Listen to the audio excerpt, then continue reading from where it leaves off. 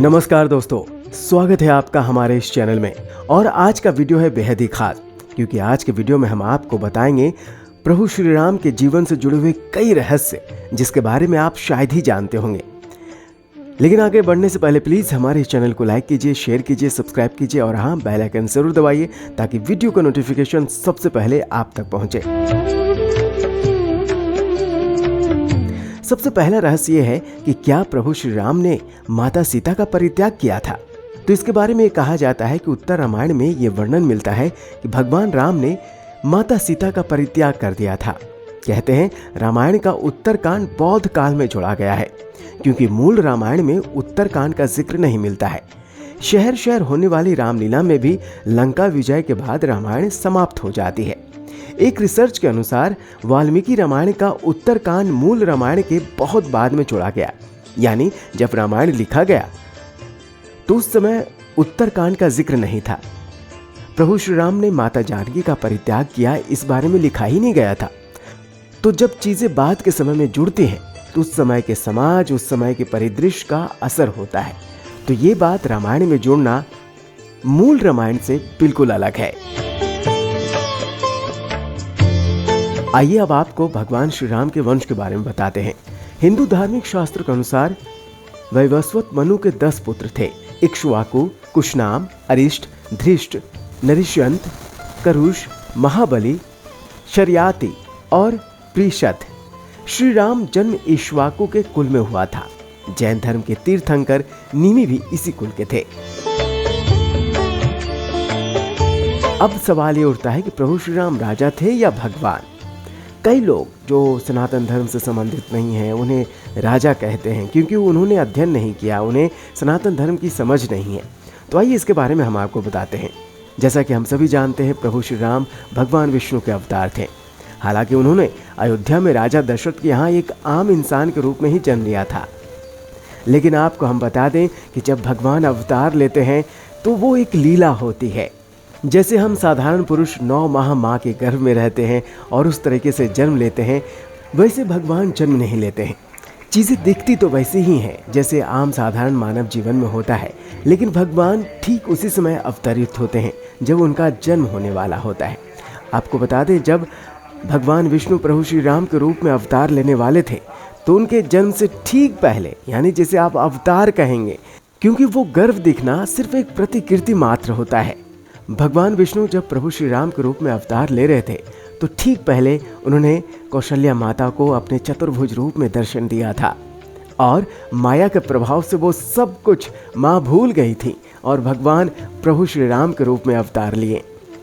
तो भगवान श्री राम राजा नहीं थे, वो भगवान थे, साक्षात श्री हरि थे, और उन्होंने लीला रचने के लिए दशरथ के यहाँ राजा के रूप में जन्म लिया और अपनी मर्यादाओं से इस पूरे विश्व को एक सीख दी कि ऐसे जीवन जिया जाता है। भाईचारा क्या है, भाई का भाई के प्रति कर्तव्य क्या है, समाज कैसे होता है, राजा का कर्तव्य क्या है, प्रजा को कैसे ट्रीट करें, इन सारी इससे भी कहीं अधिक ज्ञान की बातों को पूरे विश्व को बताने के लिए श्री हरि विष्णु ने भगवान श्री राम के रूप में अवतार लिया था।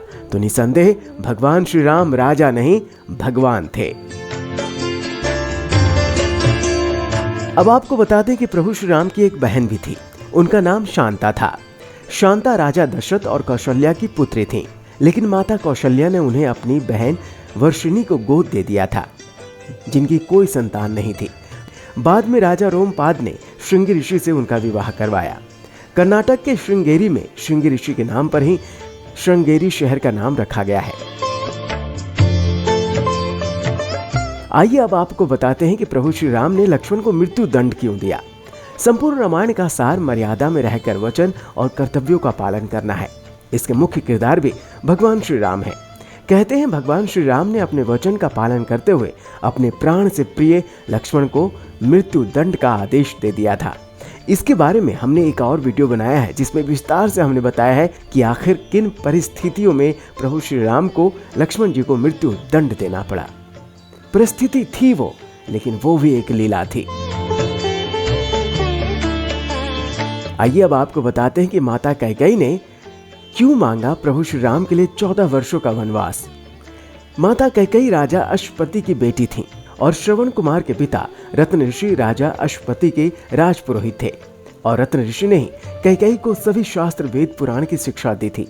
उन्होंने कैकेयी को बताया था कि राजा दशरथ की कोई संतान राजगद्दी पर नहीं बैठ पाएगी और साथ ही ज्योतिष गणना के आधार पर बताया कि दशरथ की मृत्यु के पश्चात यदि 14 वर्ष के दौरान कोई संतान गद्दी पर बैठ भी गया तो रघुवंश का नाश हो जाएगा।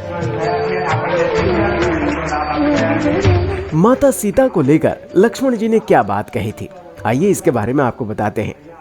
माता सीता का अपहरण होने के बाद सीता जी को खोजते खोजते दोनों भाइयों को जंगल में माता सीता के कुछ आभूषण मिले। प्रभु श्री राम ने उन आभूषणों में से कर्णफूल को दिखाकर लक्ष्मण जी से पूछा कि ये तो सीता के कर्णफूल हैं, लेकिन ये घने वन में कैसे आए।